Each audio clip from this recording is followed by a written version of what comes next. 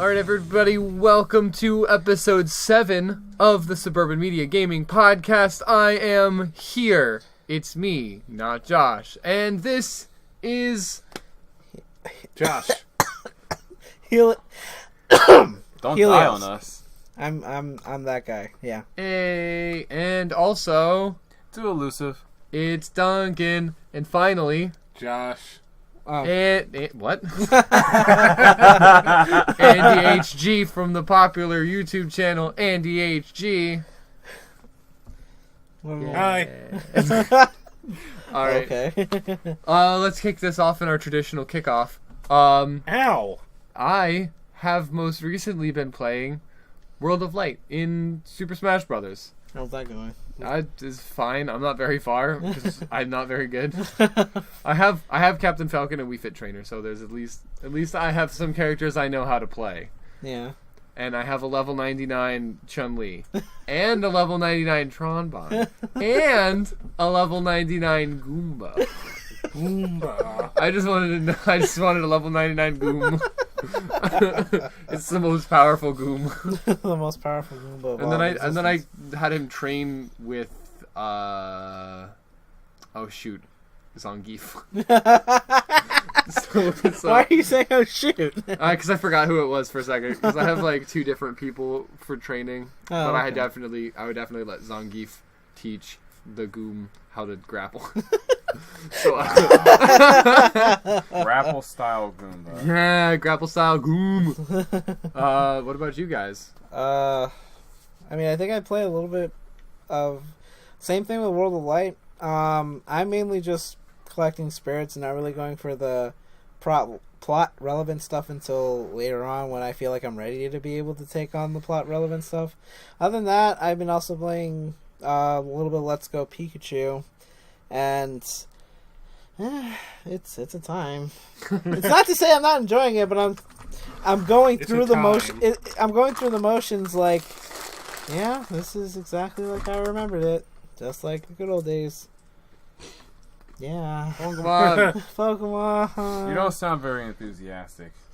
I've done this song and dance maybe 5 times already by now. And granted, the extra stuff that they added, like the Pokemon following you, and just how overall the story is in a way, its own way different. It's not that much of a difference where I don't feel that different than when I played it the other 4 different times. I feel it. What about you, Duncan? What have you been playing? I've been playing 3 games, actually. Mm-hmm. One was Rogue Galaxy from the PS2. Excellent game. I've been playing both the PS2 and the PS4 version, and I have to say that I'm a tad bit disappointed in the PS4 version, only because it seems to lag or chug a lot more than its PS2 counterpart. It's not well optimized. Yeah, it's a bad port. Let's just call it what it is. But I still enjoy it to some extent. There's also Grandia 2, which is another classic RPG that I recommend everyone to play if they have not. And the game is also coming out later on the Switch also, both the first and second games. And also I have been playing a lot of Smash, both like competitive wise and also the World of Light wise. I've actually finished World of Light recently, and I'm not going to spoil anything for anyone, but I will say that for those who are working their way up to the end, you're going to feel like a god once you reach there, and I will not say the reasons why. Oh, okay. Yes. I'm excited. Right. That was only 2 games. You said you've been playing 3. Yeah. World of Light. Smash. Yeah. Right. Smash, Grandia 2. I was like, Grandia, Rogue Grandia and Rogue Galaxy. What else are you playing? Yeah, Smash. Yeah. Obviously. What about you, Andy? Nothing. I'm just watching Duncan play this game. Oh, by the way, the game is currently playing as Grandia 2 as we speak. What a nerd. See, the secret here is Andy doesn't actually play games. Play video games. How dare you? But really? But really, this has been kind of a slow week, just because I've been doing holiday stuff around my job. You know, the kids, they have their 5 billion things on their wish list. None of them wanted games, strangely. Wow. Oh, really? None of them want Fortnite for Christmas? Oh, Oh, Lord. thankfully none of them. There's I hope think- after all. I think your students are a little young for the Fortnite thing. Well, they like good games, so, Wow. Very fair argument. which is Like- why like- they played Mario Kart. But like I said, there's hope after all. Yeah. Besides that, I've mostly been, outside of Smash, I've been dabbling with Street Fighter, as always. No specific one, just Street Fighter In games. general. Yep. All right. Two quick. I guess a quick announcement before we head into our deep topic. The podcast, we're gonna do one episode. The episode is coming out this week, either on or the day after Christmas, depending on when I get around to editing. Next week we're gonna have another episode. It's gonna be our last episode of 2018, and we're gonna be looking into some stuff we're excited about for 2019. But in 2019 we are gonna take a short break, about 3 weeks to a month, because I am moving in January. So we are gonna have to take just a little bit of break from the channel. I'm pretty excited, but then we'll resume our podcasting, and hopefully I'll have my Let's Play projects finished by then, and we can start rolling those out as well. Besides that, this is going to be probably a little bit of a shorter episode. I say that every time we go to an hour anyway. Yeah. Somehow. But yeah, so this is going to be a chill episode. We're going to talk about, because it's in the gift-giving season, we're going to talk about some of the games that we have been disappointed by. The gift of disappointment. The fruitcake of gaming. The fruitcake of gaming, yeah, Yes. basically. It's the I want hard- some fruitcake. 2 to 3 episodes ago, we talked about some games that we got that we were surprised by, things we thought we were going to be disappointed by, but then, pleasant surprise. So we're just kind of looking at the other side of that coin, some games that maybe we bought them at full price, maybe we didn't even pay any money for them and we're still disappointed. So we can kick that off. I know Duncan has one that he is just itching to tell us about. 4 and you actually. can't stop Well, scratching. let's start with one. Okay. We'll work okay. our way towards more, because I know I've got at least one I want to talk about. I know Josh has got something. I got one. Yeah. I Okay. think of one Okay. of Well, those. if I'm gonna start with one that I say really hits it home the worst, and out of all the ones that I purchased, it was definitely the first Marvel vs. Capcom 3. Not Ultimate Marvel, but the very first one that came out. When I bought the that bad one. Yeah. When I bought that game, I didn't just spend $60 on it. I bought the special edition version that came with the steel case and everything. Ooh. Well, the steel case was pretty sick. Oh, the steel case is really nice. I'm kind of I absolutely love steel cases on collector's editions and stuff like that. It was So- really nice, but Mhm.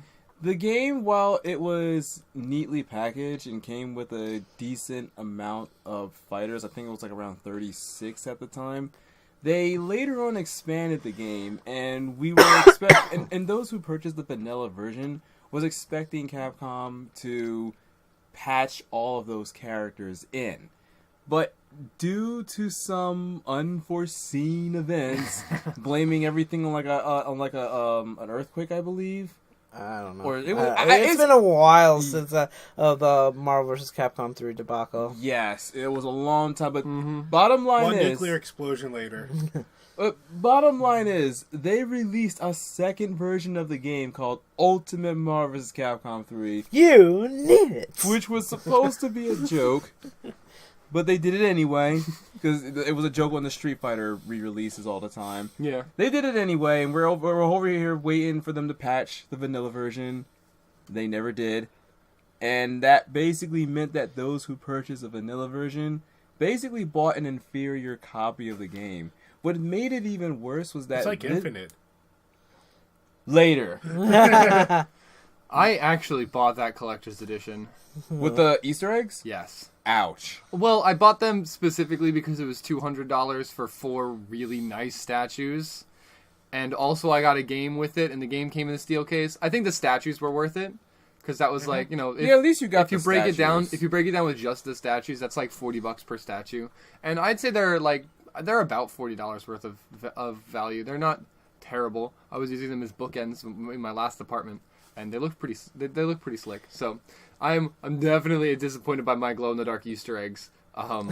But But the worst part about that whole, like, Ultimate release was that the game wasn't even out for, like, I think it was only out for, like, maybe a year or two. Maybe less than that. Oh, yeah, it definitely the felt vanilla, less than that. The vanilla version, did not have much tournament presence. No. Either. That was outshined by the Ultimate version. Yeah, soon as they released that, here's the Ultimate version, I'm like, well, can we get a patch for the vanilla? No. Nope. You're gonna have to buy it again.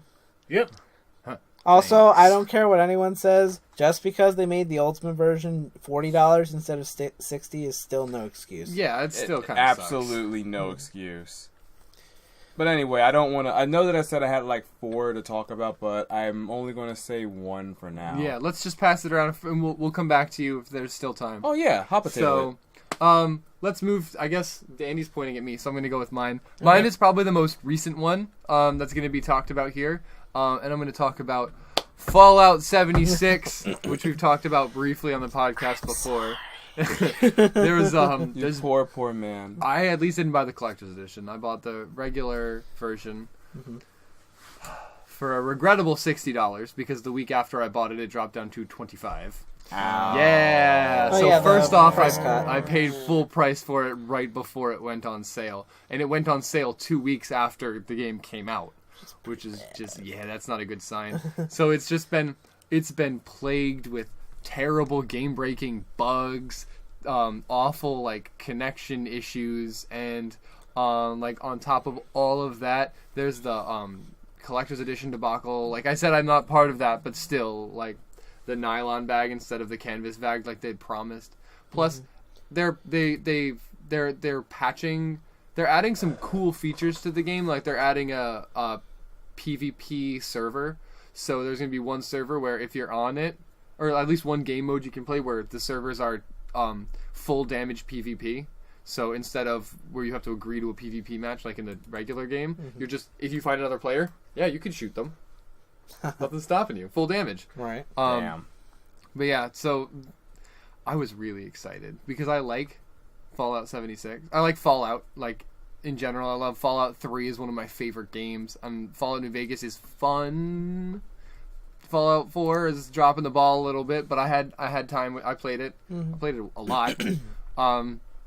So I was just expecting, more Fallout. And I'm not a Destiny hater. I don't hate Destiny. I actually enjoyed my time with Destiny, so I expected, some of those aspects, but in Fallout, but Not really. no. I'm sorry, dude. The story is so bad. And it's not even that the story's bad. It's just told really poorly because it's told exclusively through audio logs for interesting characters. So you'll find these audio logs for like the overseer for the vault that you start in, and you're just like, "Oh, cool. This is an interesting character. I'd love to interact with it." Except there's no human NPCs in the world. The only NPCs are robots. Oof. Yes, and the robots are there just to sell things. So the only way you're told stories is through like audio logs and notes. And even then it's not, some of them aren't that good.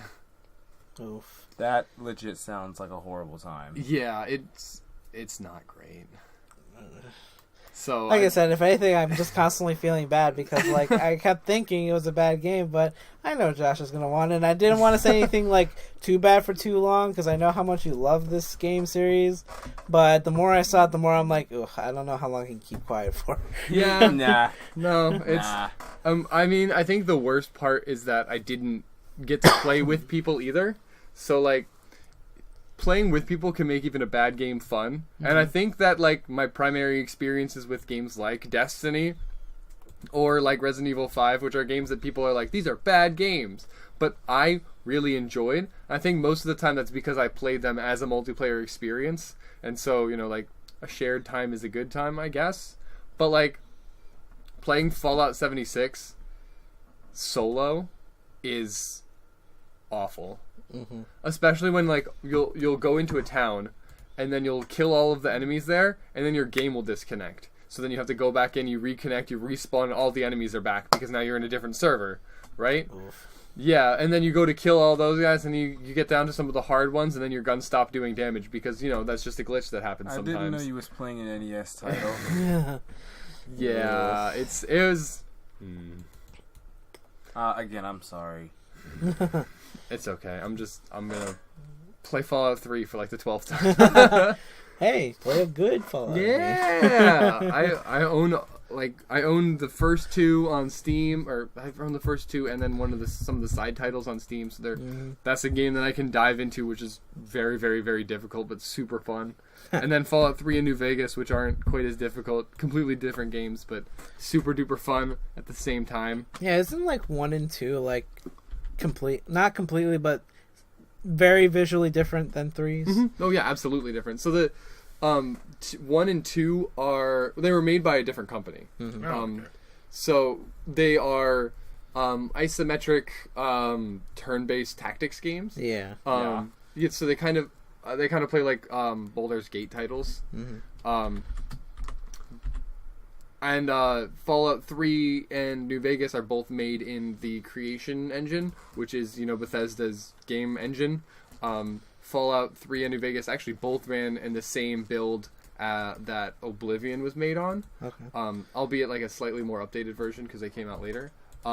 But there's their first/third person action games as opposed to the isometric viewpoint turn-based combat. So I don't know. It was I think that Fallout 3 was actually a really good adaptation of that style of game into something a little bit more modern, especially something done by Bethesda, who at that point had only done Elder Scrolls games for the most part. Right. I don't know. I feel like that was what they were trying to actually do with this game, was try and basically be different, I feel. Try to do something else that's not just like for one player, I guess. Yeah. It's like I do give it credit where I feel like what they were trying to do was make something different. Oh, dude, it has so much potential. There's a Fallout MMO could be so cool. I personally don't think that West Virginia is the place for that to happen, but it is the place that they picked, and so that they could do cool things with it. That's fine, but everything else about their execution is just terrible. Some really odd choices, and this isn't even touching on the whole microtransaction thing either. Okay. 'Cause Well, that's its own can of worms. yeah, well, their specific microtransactions are, nothing that you need to play the game. They're all like visual stuff, which it doesn't make it okay, but their prices are so bad because you can earn the in-game currency by playing the game. But doesn't it like take forever? But it takes so long just to grind out enough to buy anything, and then all the stuff that you can buy with the minimum amount is so stupid. Yeah, so there's just a lot of disappointment all around there. Oof. Yeah. Again, man, I am sorry. What about you, Andy? You were the one that suggested this topic, so I'm sure you've got something to talk about. Oh yeah, I did. So let's see, the most disappointing. Honestly, it would have to be either Dragon Ball Ultimate Battle 22 or Final Bout on the PlayStation. Oh. So for context, See, as soon as you said that, I thought of a second one, but I'll let you continue. Well, no. I thought of one worse. One of the first legitimate Dragon Ball games we ever gotten over here that wasn't retitled or anything. Dragon Ball Legacy of Goku. Ooh.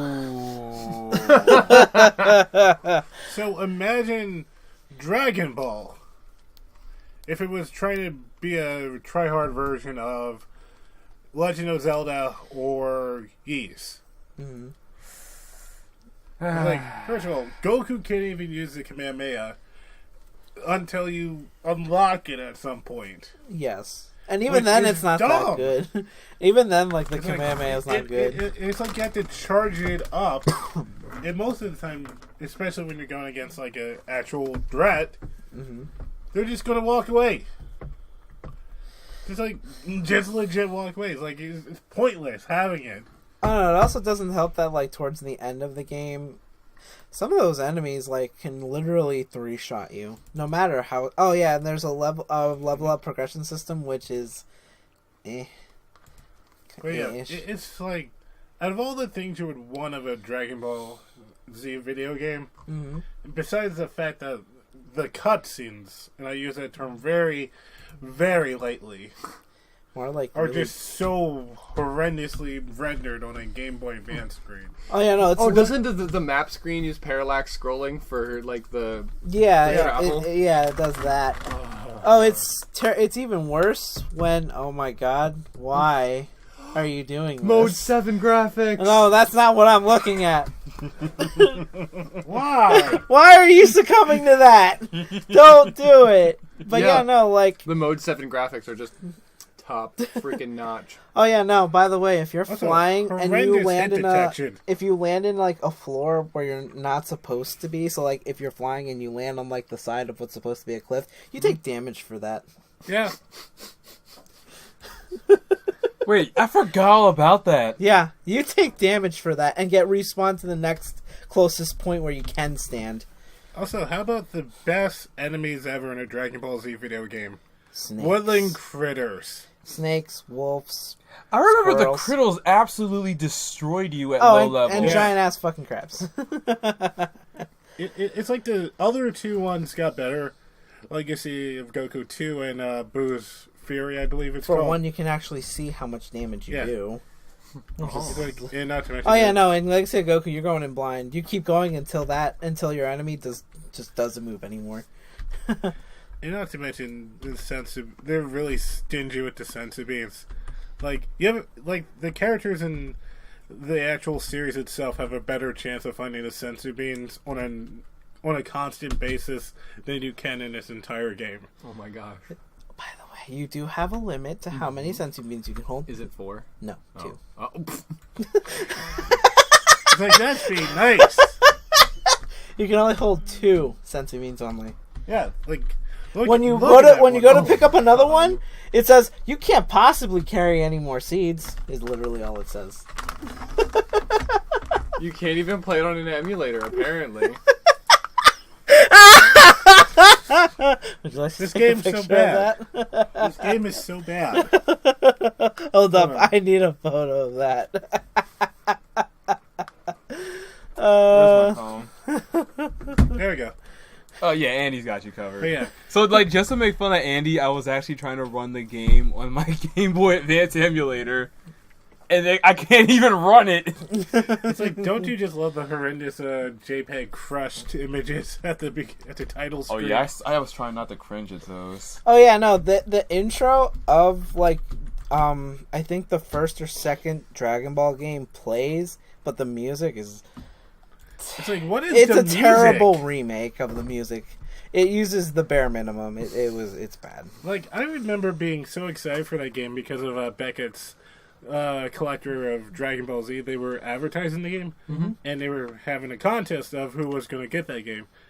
You know, it was like, oh yeah, a Game Boy Advance game for Dragon Ball Z. One of my favorite things. It's like, I don't know if Budokai was out yet, but It may or may not have been. I'm not sure. it's like I got to play the other. I always wanted one exclusive to us, and on the go, it's like, oh yeah, this sounds good. Oh, yeah, this got an American release, didn't it? I Yeah. don't think it had a Japan release. And, It may have. I don't remember. and as soon as I played it, it's just like, oh boy, can't wait to play it. Oh, what's this?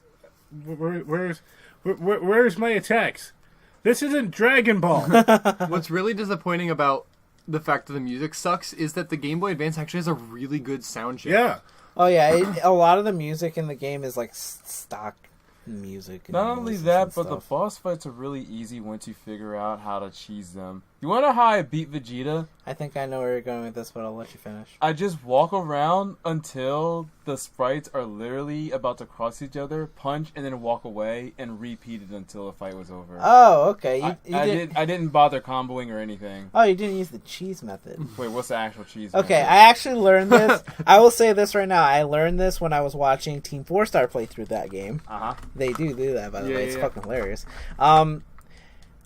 They first use this trick against when they're fighting Raditz. When Raditz charges a Ki Blast, if you get hit by an enemy's Ki Blast while you're flying, the Ki Blast will hit you, you take damage, but you're stuck in flying mode.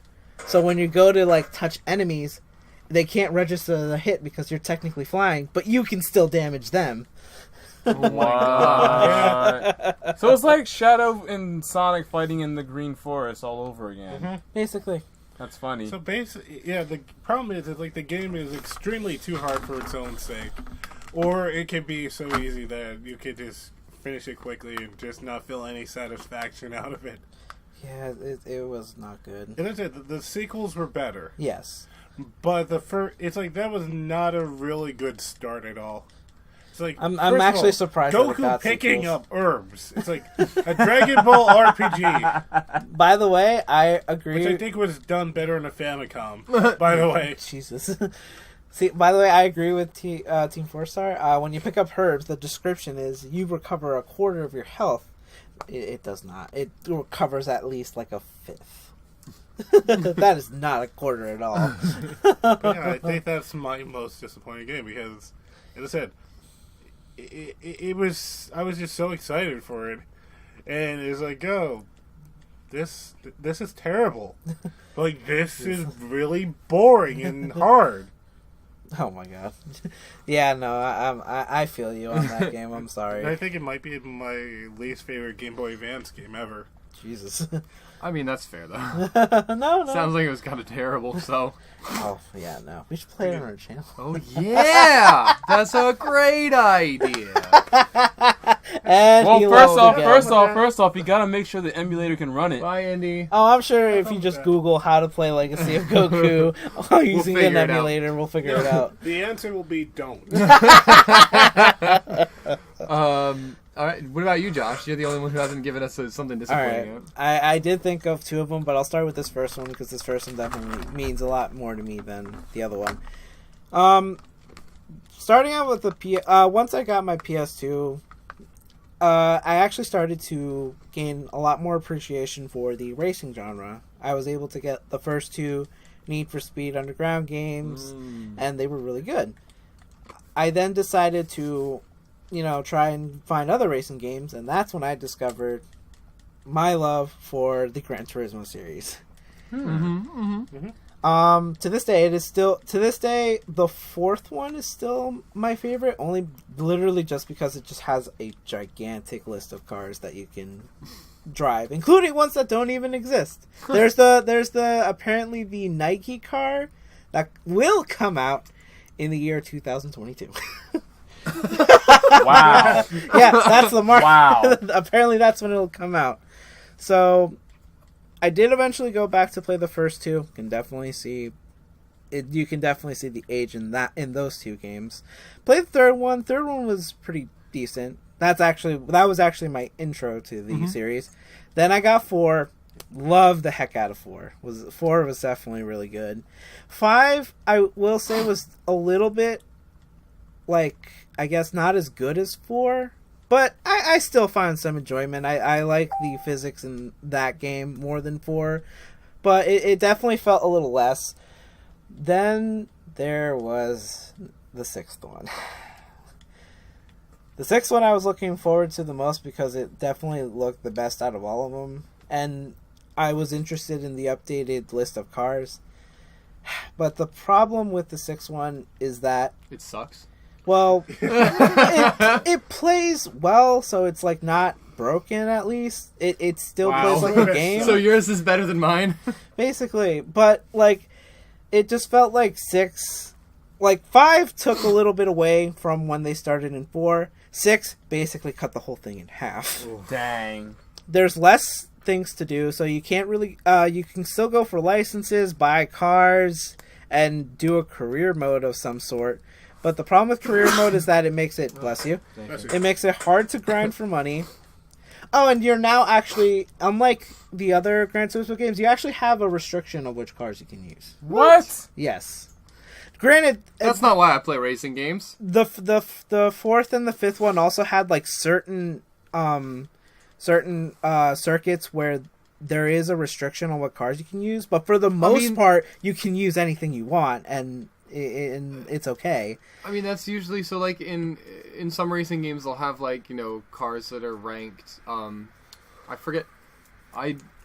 don't remember the name of the series, but I've played it a bunch. Mm-hmm. But you get cars that are rated at certain ratings based on their specs and, the make and model and stuff like that. Mm-hmm. And then you can only bring them into races that allow for those ratings. Mm-hmm. So, like, that's less of a restriction and more just kind of like a balancing thing to try to keep things realistic. Uh-huh. But, like, not Burnout Paradise, which is... That's the difference. That's the difference. That's the I actually like that series. But like it sounds like before it was pretty open, like what you could bring into wear. And yeah, just you can literally bring anything on. You could bring a Model T if you really felt like it. Jeez. You're gonna lose. Don't even think about winning. But like, hey, the game. If the restriction said no restrictions, go for it. Yeah. Whatever. No one cares. If you really want to go for it.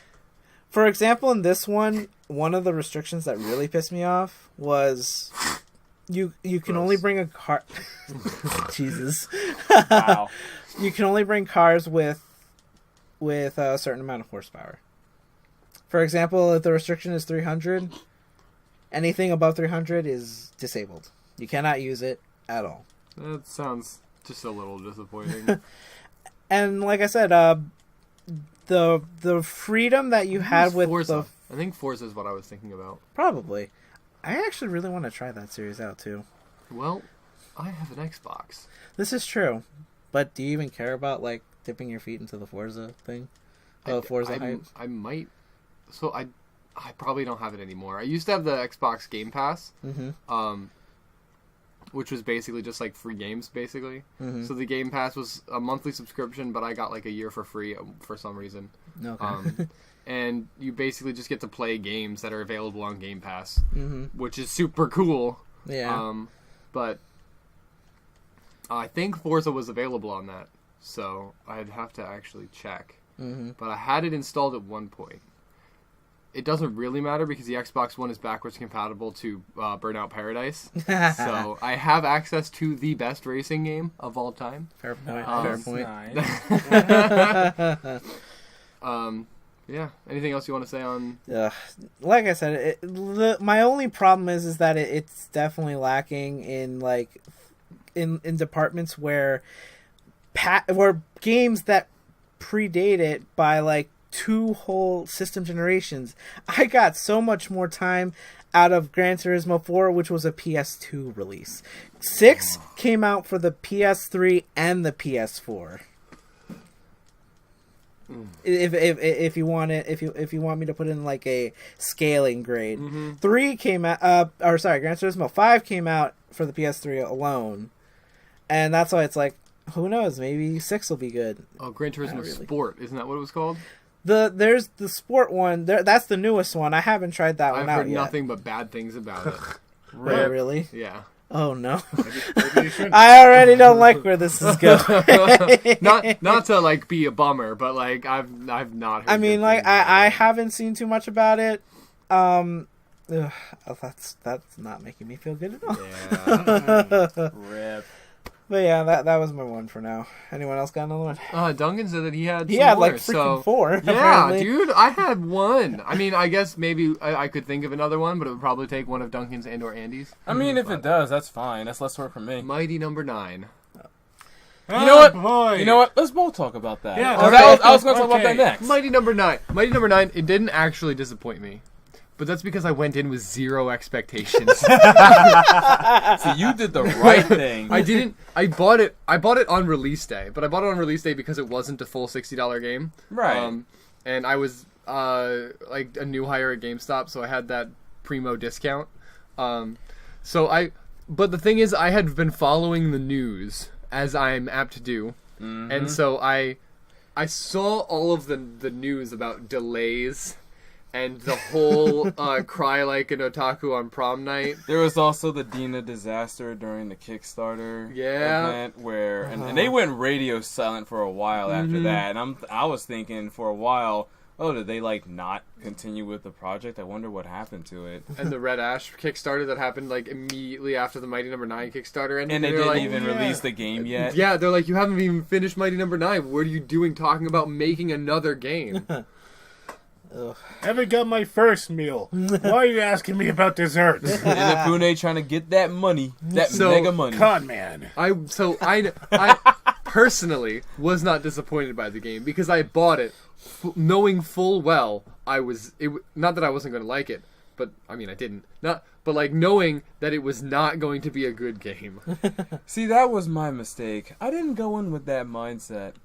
I said, you know what? These naysayers and these reviews, they're probably just pulling another IGN and just saying the game is bad. I'm not gonna agree with them. I'll just wait till I play the game, get my own opinion on it. To be fair, Yeah. that's the right way to think about it. Yeah.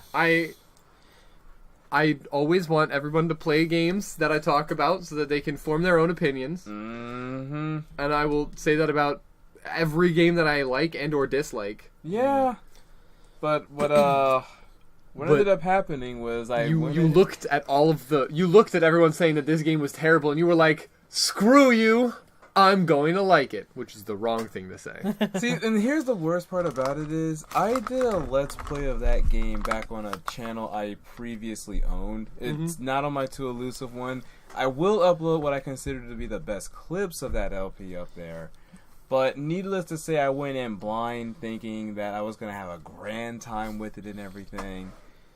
And by the time I reached the end of that playthrough, I wanted to gouge my eyes out.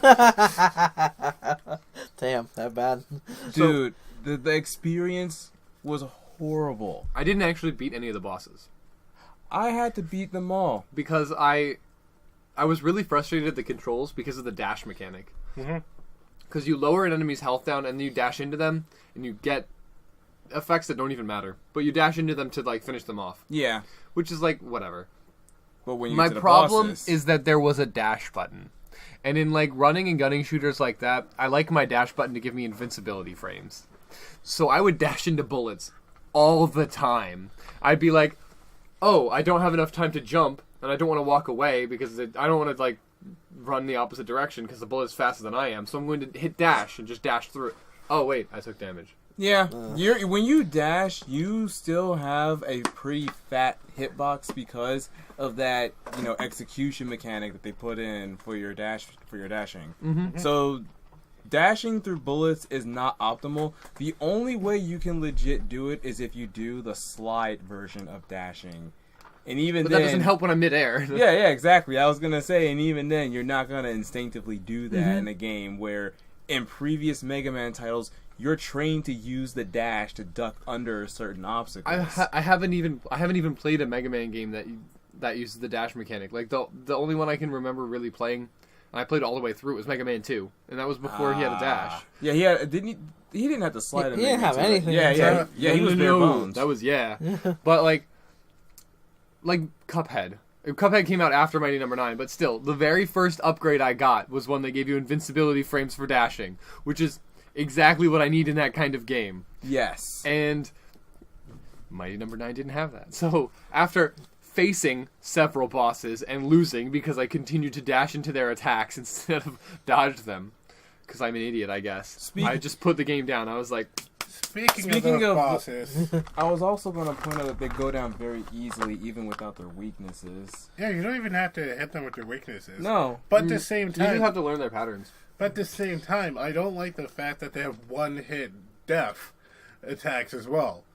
Like, I get it if they have they do more damage when you get their health down to a half, but the fact that it is like, oh, now they have stuff that can outright kill you.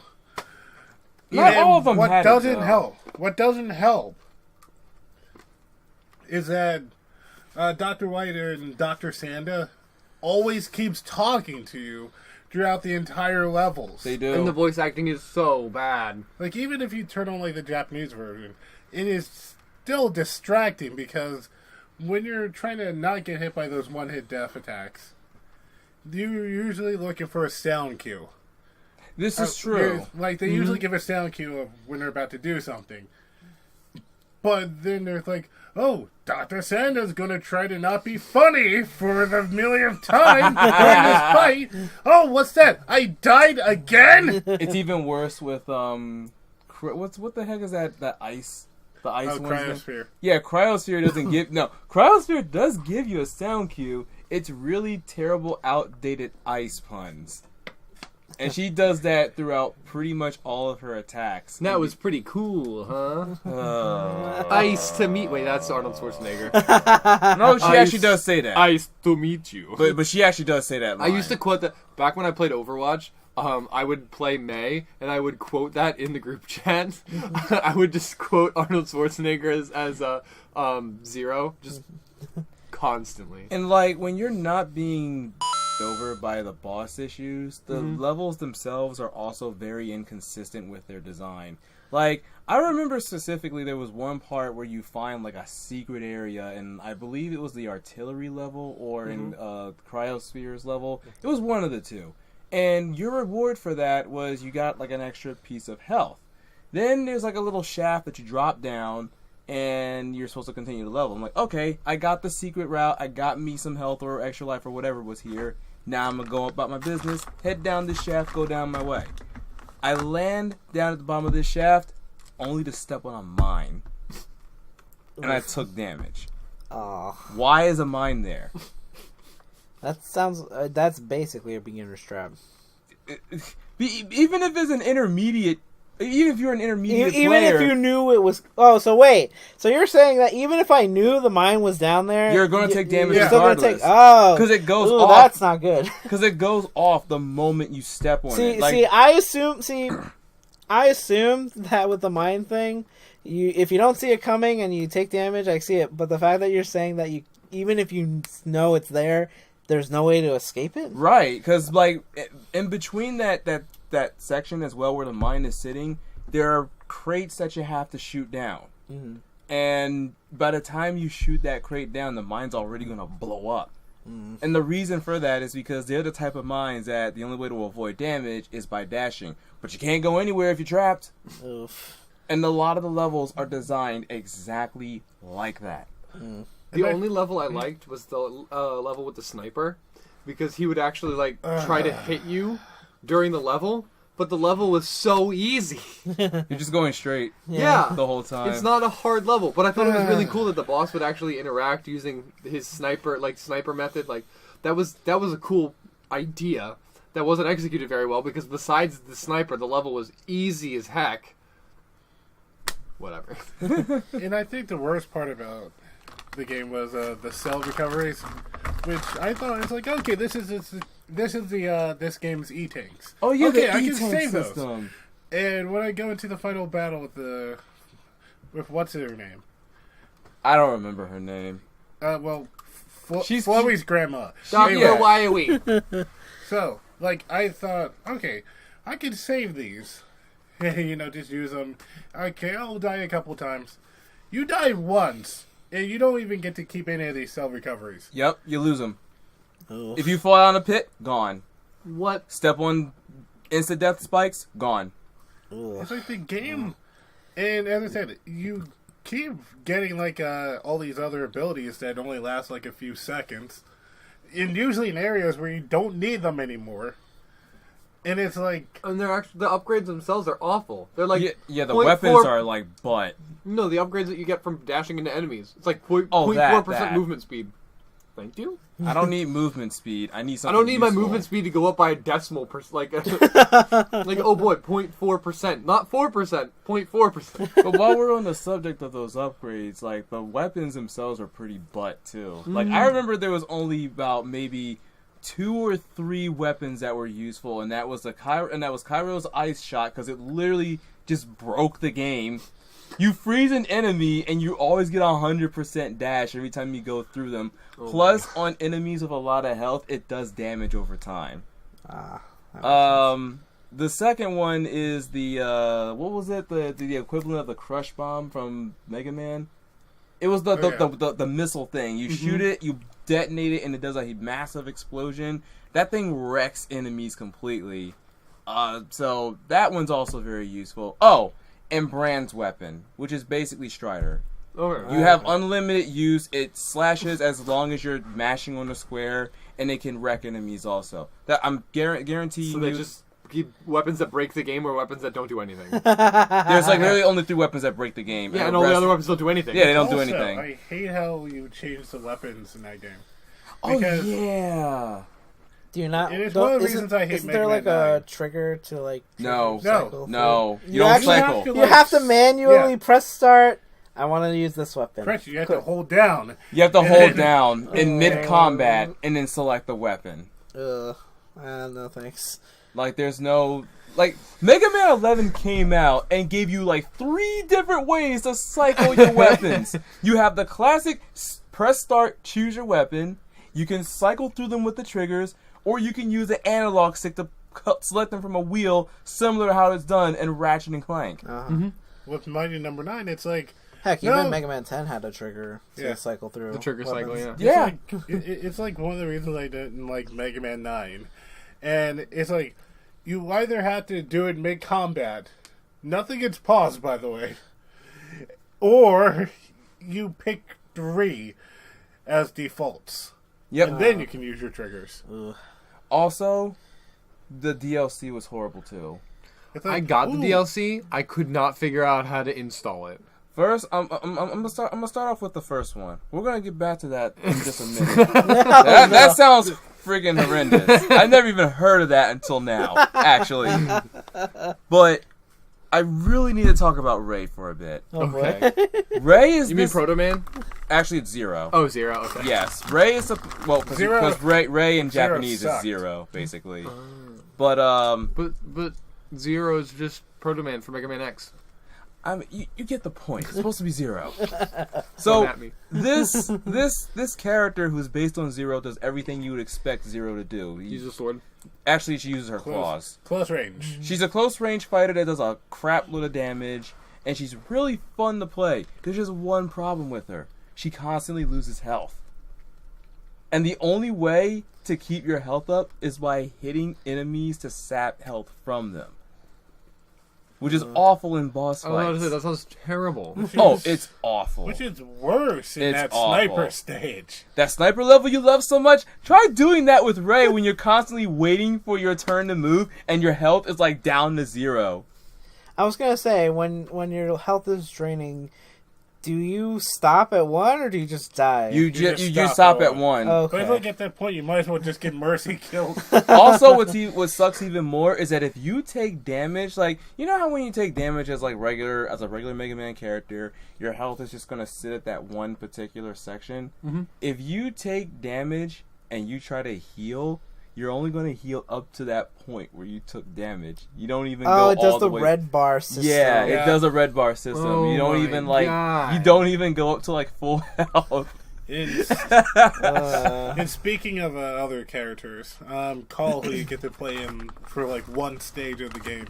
Yeah. First of all, it just feels so jarring because you get used to Beck's control, and then you get like a heavily nerfed version of Beck, Yeah, I think she which can is only- saying something. I think she can only have 1 bullet per Yeah. shot on screen instead of the 3, which is terrible. And it doesn't do any difference in damage either. I tested it out. They do the same amount of damage Oh no my matter God. what gun she's using. So, try her if you want a already Try her. challenge. You're forced to play her. Oh. Yeah. I was gonna be like, For so one if stage, you you wanted have a to play as her. challenge for your challenge? Oh, you want to know what even sucks more about Ray as well that I just remembered? When I said earlier that you get health back by smacking enemies, I'm sorry. That was the Mighty Gunvolt Burst version I was talking about her, which is a much better version of Ray, because they handled the life sapping system a lot better. Plus, you have the option to turn it off if you don't want to deal with it at all. No. The way you get health back is that you have to get them to that state where you dash into them. Oh, and no. then you can get your health back. I'm so sorry for that misled. You don't even get health back for damaging enemies? No, you gotta get them in that. You gotta get them in that health that dash The blinky into area? the Yeah. blinky area, and then you can dash in and get your health back. And then you dash too far and fall off the edge anyway. See, you know it's bad when a spin-off title handles your DLC better than the actual game. title. But please. Oh. Oh, one more thing I gotta point out as well before you get into that story. Okay, also, yeah. I was gonna say the Minecraft version. It might as well be. The retro version. You know what that version is? You get retro sounds, and instead of a retro sprite Beck, you get a Minecraft looking version of them. But that's not the problem that I have with it. The problem is that it may as well be renamed Beck Must Die. Because if you take one hit, you die instantly. Oh, That's fuck not that. retro. Yeah. But you said you had an issue with downloading that game. Okay. The DLC. So it wasn't a problem with downloading the DLC, now that I think about it. It was a problem accessing it. Huh. Because I got the day one or day zero, whatever it's called, the day one DLC because I picked up the game the day it came out. Yeah, same here. And I got the code, I took it out of the box, I punched in the numbers, I downloaded it, and I went to Mighty Number 9 and I couldn't access it. What? There was nowhere in the menu that let me turn on any... I couldn't turn on retro mode. I couldn't play anything. I don't know, dude. You were supposed to be able to do that from the beginning. Like, the Yeah. moment I put in the code and started the game, I was able to fight Ray right from the get-go if I It wouldn't wanted let to. me. Wow. Yeah. I think I have heard some issues where people's codes actually didn't You're work. right. So that's probably your That's code probably what happened. Your I code was didn't work. just like, I mean, like, I don't like this game, and now you're not letting me play what I paid for? Okay. Dang, man. He was probably one of the unlucky ones. His code At didn't least, work. I didn't play it on Wii U. I played it on PS4. Oh, yeah. Yeah, I my heard Wii U still stories. works. I heard horror stories about the Wii U version. Yeah, apparently it just bricks consoles. They See, did patch it, but when at Erica that tried to get me a gift, It for ruined a Valentine's console Day, at all. Yeah. She's like, oh, hey, you want Mighty Number 9? And for the longest time, I kept thinking, oh, maybe. Give me a minute. And every single time when she offered to get me Mighty Number 9, I kept trying to basically push it. Keep pushing for it. Until I basically said, you know what? No. Just don't get me this game. I don't want it. what would you like me to get? I'd rather you not. Oh, here's one other thing I gotta point out that I really hated about that dash mechanic. When there was a section in the game, like way late in the game, where you're constantly being pushed up by vents, and you stay afloat by constantly dashing because you're elevated as you dash. One thing I like to do when I'm waiting for my turn to go through an enemy barricade or whatever is I just like to dash back and forth. It's like the equivalent of dash dancing in Smash, basically. Yeah. Well, for some reason the developers felt compelled to give you the ability to dash down. And if you're like me, where you're just going back and forth, and you accidentally roll your thumb on the downward D-pad, you'll just spiral down to your doom with no way to come back. And I promise, when I upload the best clips of that LP, there is a moment where that did happen, and I'm gonna warn you ahead of time: do not wear earbuds during that part. Like, this game has turned me into someone that I normally wouldn't be, which is a complete rager. Oh my god. Because that royally pissed me off. I watched some of Pro Jared's Let's Play. This is going to be the last thing we talk about, and we'll move on to a new game. Yeah. But I watched Pro Jared's Let's Play, and there's a whole section where you start at the top left of the map, you have to get to the top right of the map, but there's like a whole bunch of platforming in the middle. He just held right and hit dash as fast as he could, skipped the entire level. Because there's no... There are levels where you are able to do that. If you press it fast enough, there's no delay between your end of a dash and the start of the next dash, so you can dash without losing altitude and skip entire levels. Yup. Yeah, that game is messed up. Yes. Anyway, Duncan, you had some more games you want. We got two of yours out of the way. I guess I could talk about this one. Sure. The first Destiny. All right. I was one of those poor saps that bought the vanilla version of the first Destiny that came out. Did you buy the season pass? I didn't know I needed. Oh no, the first two DLCs are actually terrible. So. But when the game was first, if you got, that's even more disappointment. I didn't get it on top. I didn't get the season pass. Destiny got good with the Taken King, but look, man, when I first saw that game in like E3 and how it was like showcased and everything, I was really, really excited for it. Number one, because of the fact that it was being developed by Bungie, and at this time I didn't have an Xbox 360 or an Xbox for that matter. So I never got to really experience Halo in the way that I wanted to. I wanted to be able to like get that full-blown Halo experience, and I can finally get it on my PlayStation. Duncan, yeah. do you want to do a Halo Let's Play? Of course. Of course. I own like the Master Chief Collection, so we can do that. Good, All right, aside over. Continue your story. I'm sorry, I just had that thought. Oh, no, it's okay, because I know you love the mess out of Halo, so... It's really good. I went ahead, I got the game, I'm all excited to play it and everything, and man, did it felt so bare bones. Oh yeah, Vanilla Destiny's bad. You get to max level real easily, and Max level was 20. Yeah, it was 20 at the time, and the only thing you could do is just PvP. Mm-hmm. And unless you really liked that... Was that before the Strike playlist? Yes. Oh, no. Dude, that's all you... And there's only so much you can do with, like, the PvP aspect. Don't get me wrong. PvP in Destiny is really, really fun. Mm-hmm. I'm going to give it that, 100%. But... That's something Bungie just knows how to do. But I went in there expecting to get, like, you know, more of a sci-fi Borderlands experience, because one thing I also love is sci-fi shooters. I love playing Killzone. I love playing Red Faction. I like sci-fi shooters is my thing. And when Destiny came out, I'm thinking I get to do those and PvP. But no, I only get to do like half of the game. Well, okay, I'm sorry. I get to do some of what I really wanted to do, and then enjoy the other half and not do anything else. Yeah. Thankfully, I didn't even own a PlayStation 4 when the original Destiny came out. And I actually bought my PS4 a week before the Taken King came out. And one of my friends is super into Destiny at the time. He's just like, oh, dude, get the game. We'll play together. And I had a lot of fun with it because it's great, honestly. Like, the Taken King and Destiny 2 actually is super duper fun. As long as you're playing with friends. Yeah. I'd highly recommend it. But... I totally understand that Vanilla Destiny. Whoo-wee. Bad. Big waste of $60. It was a huge waste. And then I discovered Warframe and got even madder when I could have had the same experience for free. Free to play. Like, oh my goodness. That was the worst experience ever. Did you have another game you want to talk about, Andy? Yeah. So these two This will be our last one, and then we'll wrap it up. I'll be as quick as possible with these. So these two were actually birthday presents. Okay. I love my mom, don't get me wrong, but she didn't know and I didn't know either at the time. The first one was Digimon World, which I think I mentioned on this already. Mm-hmm. It's like I was expecting a Pokemon-esque Digimon game.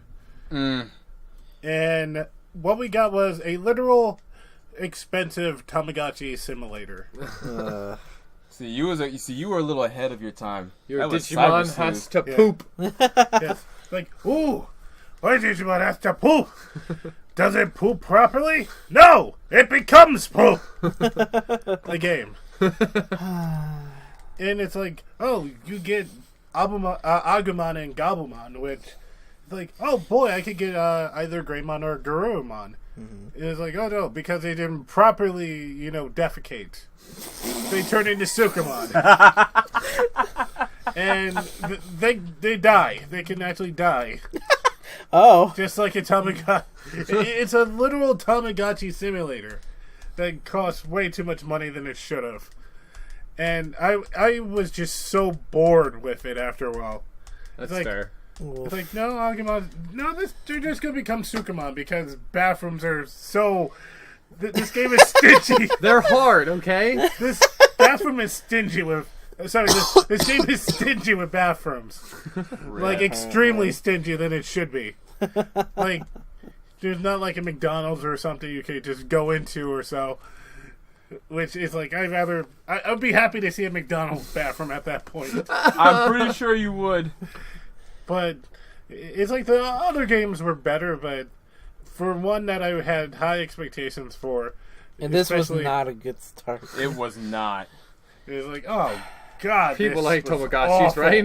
Like, I'm pretty... yeah, I like the Tamagotchis. I had the Digimon versions, too, but it's like, I wanted You something didn't want a whole different. game that was that? I didn't want a 3D version of this. Like, this sucked. Thank you, Cyber I was gonna be Sleuth. like, because of Cyber Sleuth, I'm never gonna like any other kind of Digimon game that's not Cyber Sleuth. Oh yeah, man. Yeah. Like, Or the Cyber Sleuth sequel. Yeah, just Yeah, stick to the basically. Digimon story titles. They're good. But Which the other one you were finally, going to talk about? Which finally they decided to release them outside of Japan Oh, now. yeah. So the other one was Mega Man X7. ooh. Oh Now- boy. Out of all the Mega Man series, I would have to say the X series is my favorite by far. I really like X1. I really loved X2. X3 was... X4 was amazing. Mm-hmm. I definitely really liked X5, despite some problems with it. And I actually did enjoy X6 to a certain extent. Like, I don't think it's a good game, but I can get some enjoyment out of it.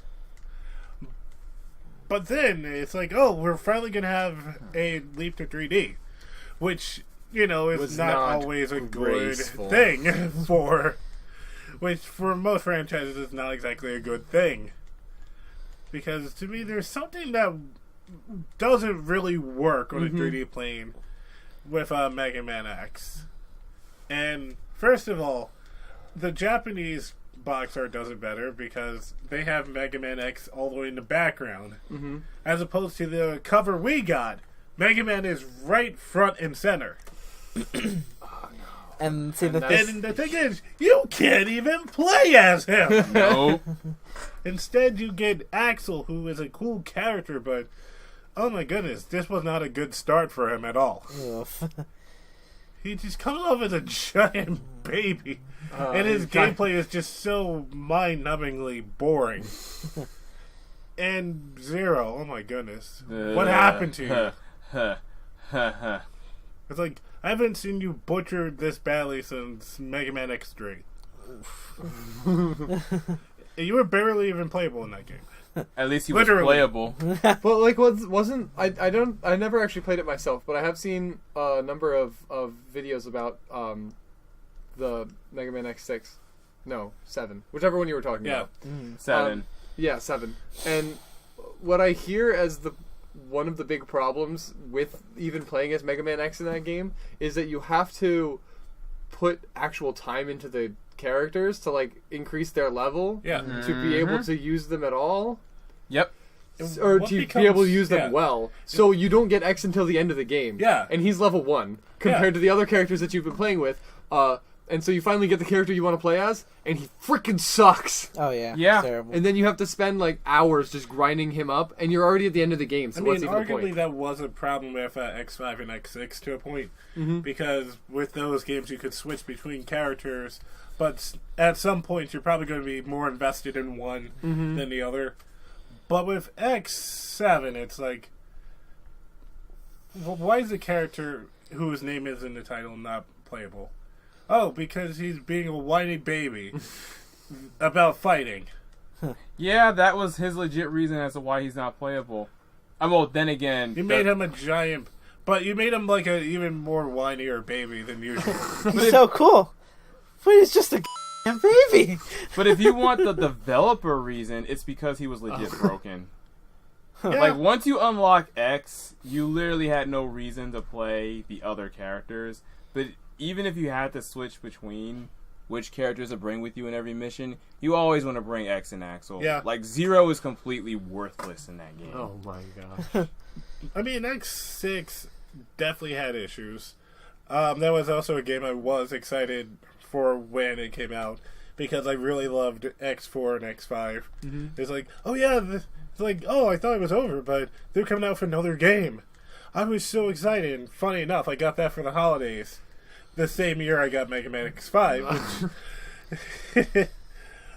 And it's like, it kind of comes off as a ROM hack of X5. Like, that was kinda extremely hard. Okay. But with X7, it's like, they at least were trying something. They were definitely trying something different. Mm-hmm. It sucked, and it was boring, but At least they tried. it's like, at least with... I wish they didn't try. I don't know. I haven't played the game. It's like, it's... Ooh, we It's- should play the game so we can show you what we mean. ah. And then just the voice acting.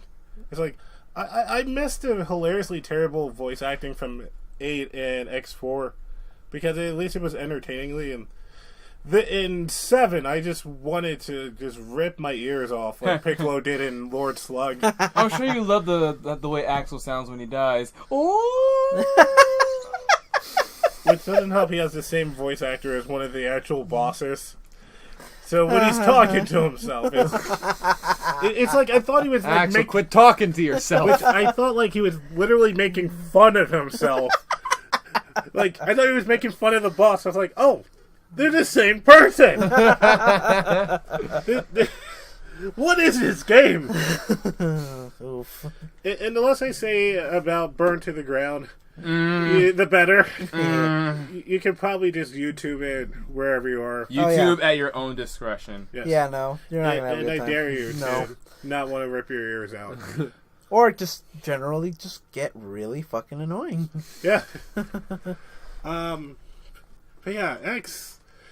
And it is sad because it's like Digimon World. I was just in Legacy of Goku. I was just so excited for these because I was impressed with what we had before in the Mega Man X games. Like Dragon Power? Oh, wait. Oh Oh, my no. goodness.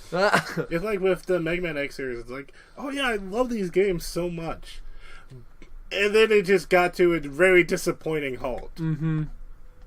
Which hopefully, I am hoping there's going to be a 9 for the series. One day. I mean, we got 11, yeah. so anything's possible at this point. And then X6 kind of fixed it, but it was like, yeah, my love for Mega Man was kind of dying at that point because of X7. I feel it. Alright. But anyway, So, on that terribly disappointing note, as this entire episode has been, this is the Hanukkah Sucks. thank you for joining us on our not-so-special Christmas episode. And we'll have some more fun next week. Huh. Be a little bit more positive, hopefully. Yeah, maybe. See you guys in the next episode. Bye-bye. Peace out.